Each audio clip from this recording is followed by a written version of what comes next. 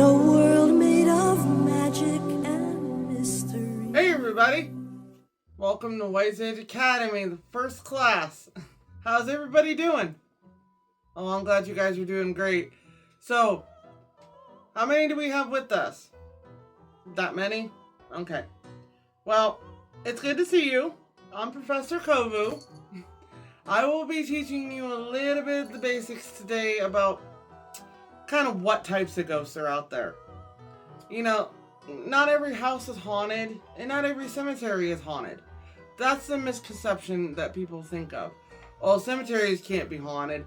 You know, I've heard that comment I don't know how many times. Well, I'm here to tell you that's a little false. I have caught multiple things in graveyards and cemeteries before. Actually, one of our many field trips we will be taking along this trip will be to a colonial cemetery near actually where I live. So it'll be neat to see kind of what we do catch, don't you think? And some of those ghosts will actually be not as hostile as what you think. I know you've heard of Mansfield before, haven't you guys? Well, Mansfield actually has something what some people classify as a poltergeist, which means they like to touch, move stuff, push, prod, pull hair, you know, all that stuff.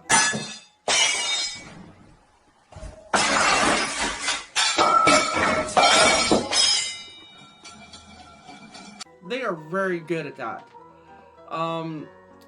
Included will be a video of a kitchen being destroyed by a poltergeist. So you kind of get the example when you see it. Another thing, have you ever felt like you're not alone? Well, there's a good reason for that. You might not be. Because I actually live here in school, so I can tell you that we're haunted. And as you can see, I've got familiars everywhere that like to come up and join class every now and then, apparently. But that's okay, because I wouldn't be anywhere without them. Are you scared yet? The next spirit we are going to talk about is actually the most frequent one people seem to want to catch on film. And oh, I seen something out the corner of my eye. Well, that is actually a shadow person. So those are the most common things I actually hear about and see about in different stories and stuff, is shadow people. Say you're walking through town, let's pick a city, New Orleans. You're walking through New Orleans and you feel like something's walking with you. Yeah, and you look out the corner of your eye and you swear you've seen something, right? Most likely you've seen a shadow person. I particularly don't have an exact picture of a shadow person, but I do know a fellow paranormal investigator that may actually be a guest speaker on here one day that actually has a shadow person on film and a picture. So I'll see if we can have him send that to us so you can actually see what one looks like. And to bring us out of the darkness here is a little lightheartedness, and it sounds a little sad. It really does, but in all reality, it actually works. You see, have you ever had a pet die? Honestly, like a familiar, like one of mine. Well, those familiars or those pets can become a ghost too. Did you know that? Oh yeah. If you look everywhere, you can see videos of animal spirits coming back just to look at and take care of their humans that they love so much in life. Say you had a German Shepherd who was a military dog and who died and still felt that need to protect you. His spirit could return just to see how you are. that is actually called an animal spirit. And a lot of you actually might know that, and a lot of you might not. You can see animal spirits all over the world. You can see deer, raccoon that have been hit by cars. You can see dogs that have been hit by cars. You can see all kinds of stuff, Hans. It's not just your house or your ability to see them. It's them checking on you, or them being what I like to call a residual haunting. I do believe that's what it's called. Let me double check my notes here, gang, because I'm kind of, some of these ghosts are in all kinds of different branches and types. The types that I'm actually trying to go over with you guys today are the normal ones you would see in like a normal day haunting. Say you went to the Myrtle Plantation. Ooh, everybody kind of picked up on that one, didn't they?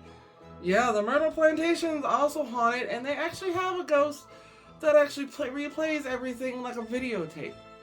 I don't know if any of you watched Ghost Hunters before, but Jason Hawes uses that exact example. And I agree with his example. That it's like a videotape, rewinding and fast forwarding. And those are actually, what I was actually correct. They are called residual spirits. That they replay themselves over and over again. Like, say you go to Gettysburg and you see a platoon of soldiers at the corner of your eye walking through the field. Yeah, that's a residual haunting. They're doing something they did in life.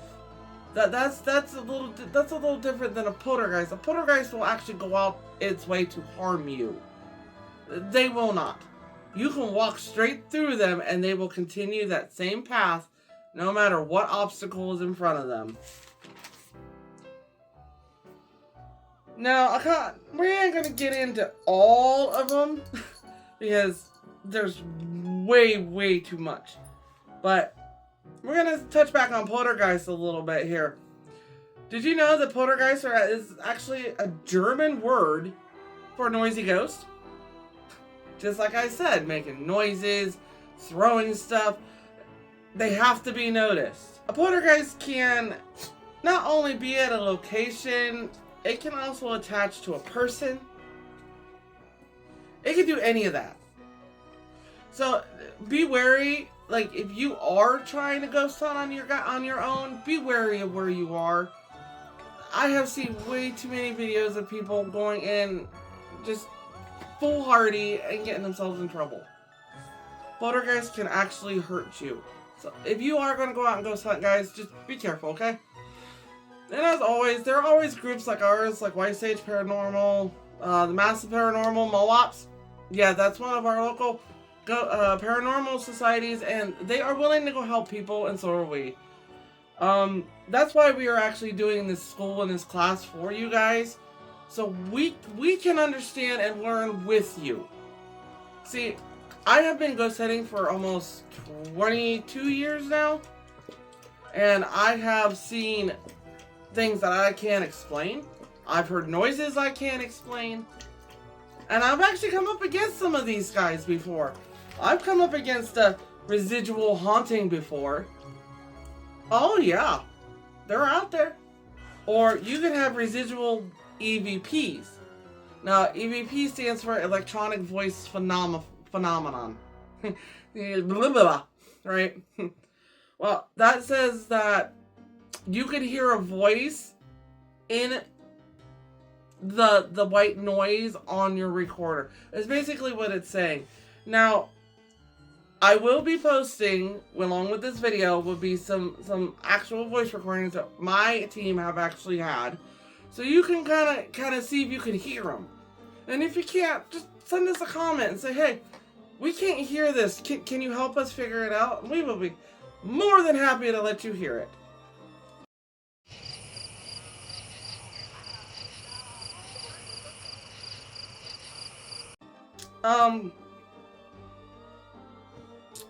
You also have like different ones. I'm not going to go over, like I said, all of these, but you also have revenants. There basically is a ghost of a loved one or someone like that who has returned after death.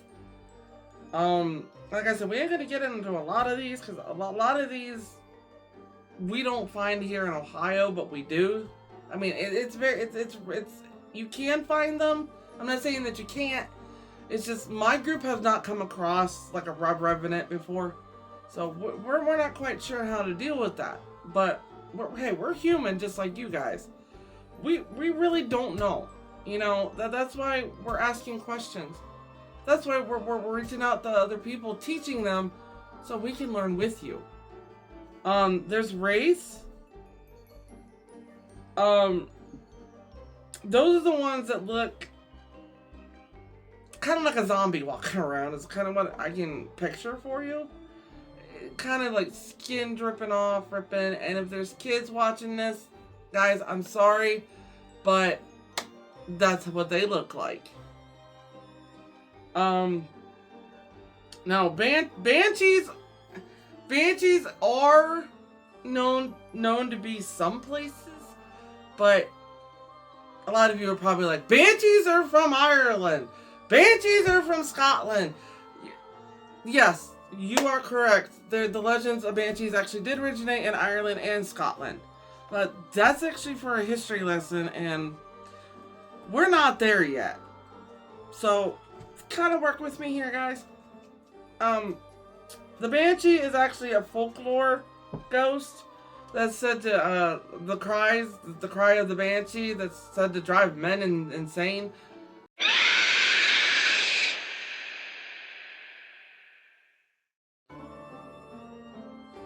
There are some videos out there, I'm not saying there's not, that they actually do exist. But again, my team have never come across one before, so we're not quite sure. But another kind of spirit I actually wanted to really talk to you guys about a little length is called an interactive intelligence spirit.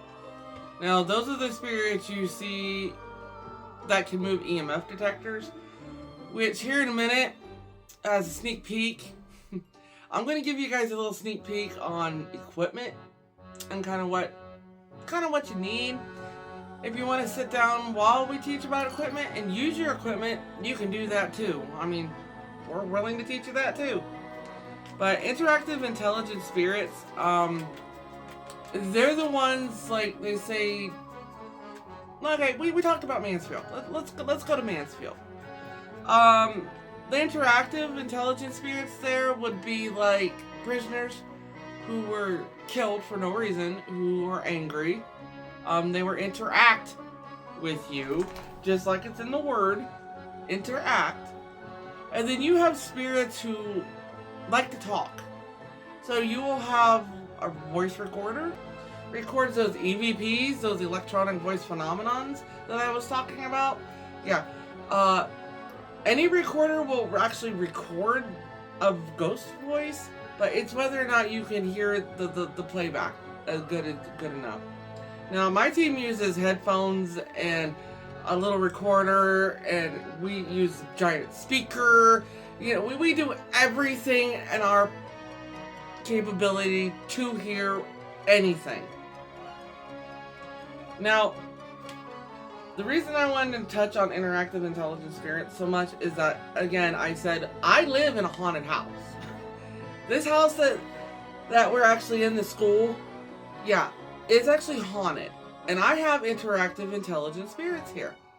And some of the recordings we might post every now and then might actually come from this house. And it's actually detailed as the paranormal house. And on a personal note, I have been touched here. I have been doing dishes and cupboards open. This was actually a couple weeks ago. I was standing by the stove and my dog, my familiar, was actually standing beside me. And I have a roommate who is Professor Paradox, which you will meet here maybe in a week or two, maybe. He'll be teaching a class for you guys too, so you have more than one professor to actually ask questions to and get to know. Professor Paradox is very, very smart on divination. He is very smart with technology. He is actually our cameraman, one of the co-founders of our group. He is actually a great and wonderful guy. You guys will love him. So, if you want, send a shout out and say, hey, Professor Paradox, we can't wait to meet you. A toaster actually flew out at my dog. It was the craziest thing ever because my toaster sits in a cubby hole and you can't touch it and it won't move unless you put your hand in to move it. Well, it flew out of the shelf and hit my dog right in front of us. That is called an interactive intelligent spirit. Hey, I don't want you near this. Get away. So it threw the toaster. Now, I have been chased out of the basement before by something I can't see. I myself am a medium. I can sense where ghosts are and I can see them, but that doesn't mean that I'm protected when I don't see like a side blow coming. I get hurt just as long as everybody else. But I have a little bit of an early warning system when it comes to it. Does it work all the time? No.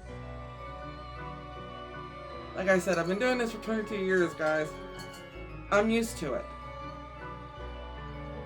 And like I said, we are going to touch on a little bit of the equipment usage. And actually, with the equipment usage, Professor Paradox is actually wandering around the halls here.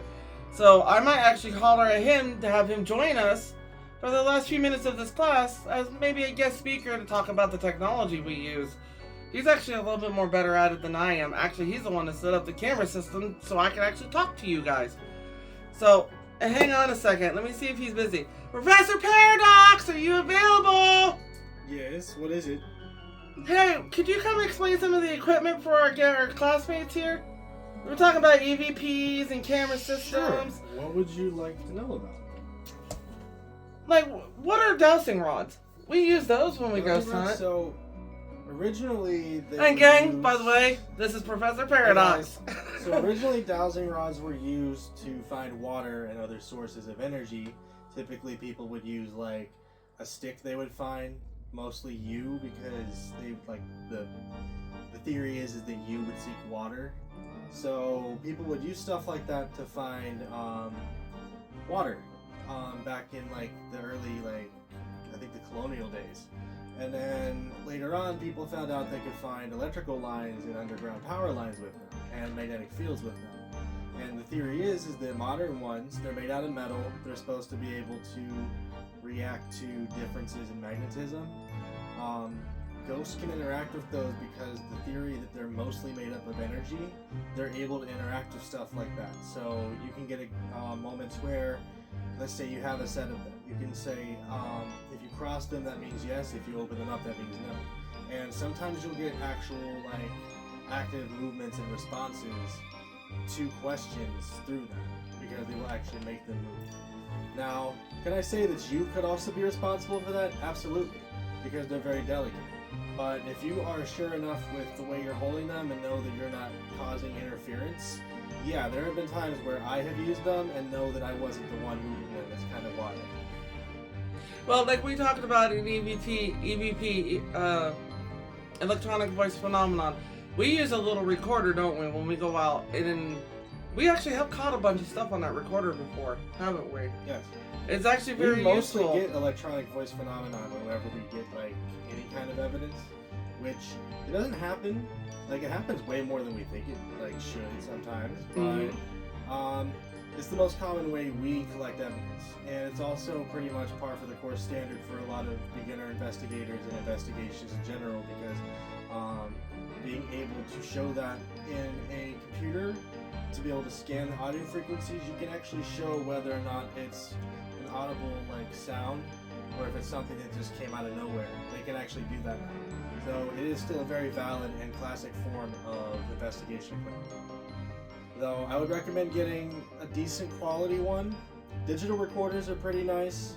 I typically use my phone, which I have a higher end phone for recording.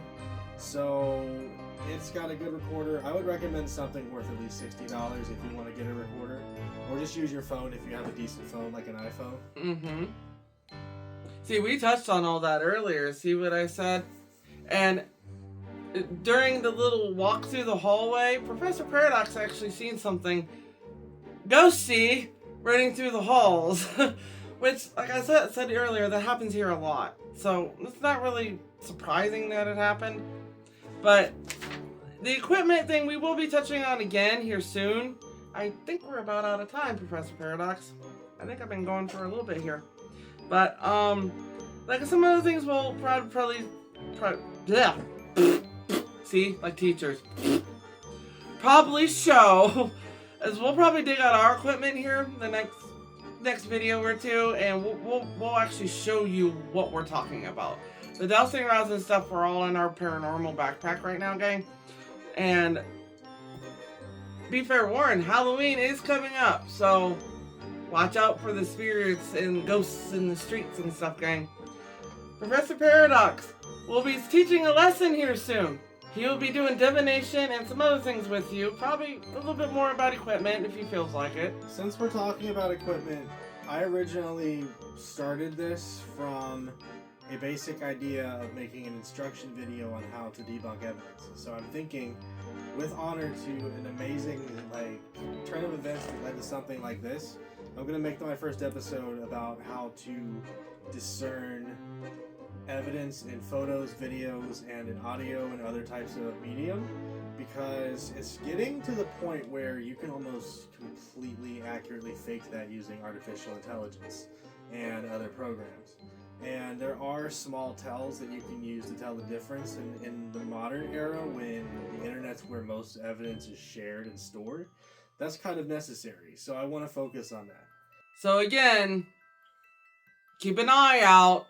In the future, we will be having field trips, and we will be taking you to haunted towns. And kind of take a little bit of notes in your head about everything we say, because I will be bringing it back up. We'll make a watch of these haunted towns to see if we get some comments and you can guess what kind of spirit we're after. A residual, a revenant, a banshee. That one's going to be neat. I can't wait for that one, gang. But, alright, gang. Class is dismissed. Bye.